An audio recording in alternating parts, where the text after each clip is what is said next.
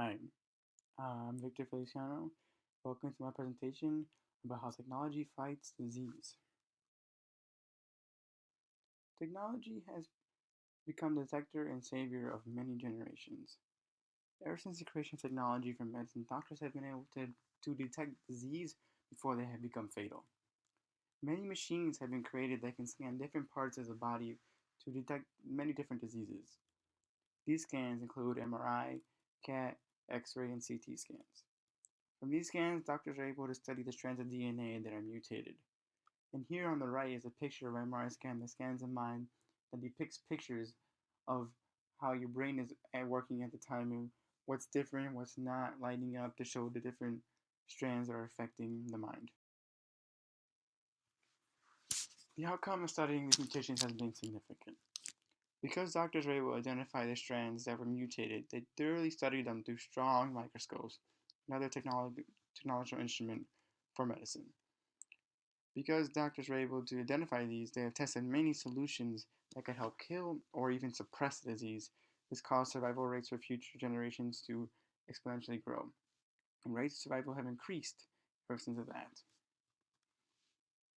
And here on the right is a cog explaining the relationship of how this works. So the big cog is a medical technology created that spins the direction towards the smaller cog, which is the study of newfound strands and mutations, and that one turns to activate the next cog, which creates a solution that ends and cures or even prolongs the life of the victim at hand.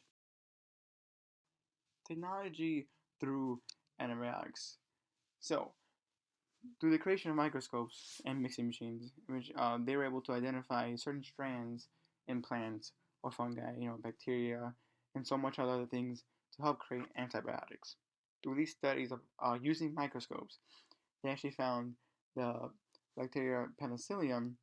It actually will help is a key component of making penicillin. With the mixture of other pieces of microstrands and fungi and other bacteria, they are able to mix these and create a very strong antibiotic that actually helps, soothe pain and helps fevers and everything. This is only found through the technology of microscopes, and because of this, it has helped many people get a lot better and saved many lives. Technology specifically focused on one sickness. So there are machines that specifically focus on finding one disease.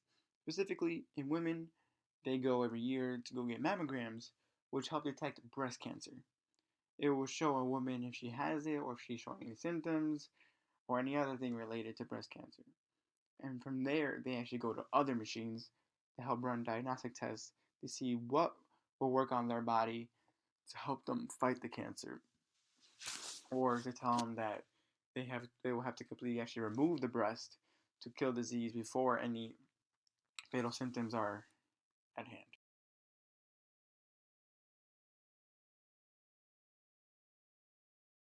Machines have made surgery a life-saving process. Scientists have figured that they're able to use X-rays or other smaller cameras to find the disease within the body. Why can't they use them during surgery?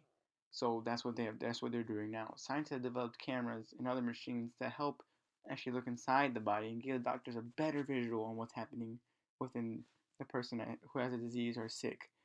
And then during these surgeries, they use those similar tools to help guide them through the body, to help see what's infected, what has a disease, to take them out so they could be replaced without killing the person. This has incredibly raised the statistics of lives saved from disease. Survival rates increased due to technology. Before technology was focused on medical use, there was a hard time letting people actually had the disease, until it was too late to do anything. Many people have died without warning, but not today. Many people are now saved, or have their lives prolonged, so they can say goodbye to their families and spend whatever little time they have left doing what they want to do. There's a chart here, actually on the right, from breast cancer survival rates. It shows the years after initial diagnosis, how long they actually survived, their percentage of survival. And as you see from number 10, that would be 2003, the survival rates were not even 40% at the time. And to other companies, they were actually or their rates were even smaller, 30%. And from here, you can see over a year to 10 years, the survival rate has significantly increased. Nowadays, this compared to 2013, it's actually close to 90%, which is close to 100%. So after initial diagnosis, close to 100% have actually survived and breast cancer and outlived it. And this is a great success from technology through medicine. Nowadays, there is a 3D printing machine that actually creates functioning body pieces. Yes, functioning body pieces.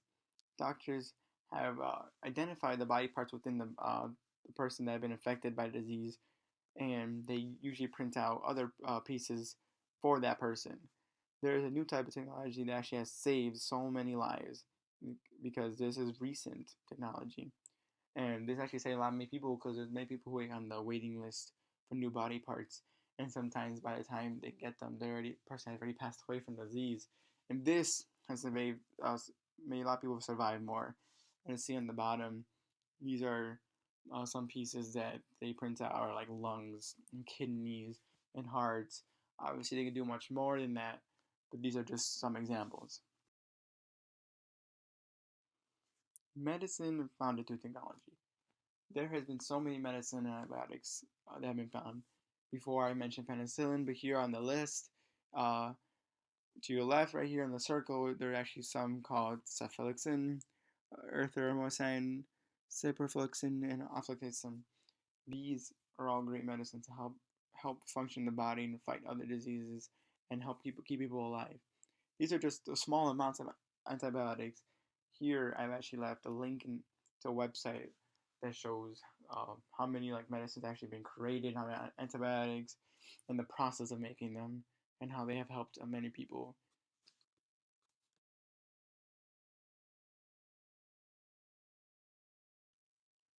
There has even been other technologies that have literally keep you alive while in use.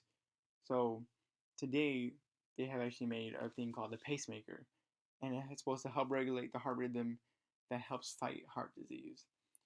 Many people have this irregular heart rhythm that actually can cause skipping heartbeats, and it can create a lot of pain within the person, coughing up blood, and eventually this person will die.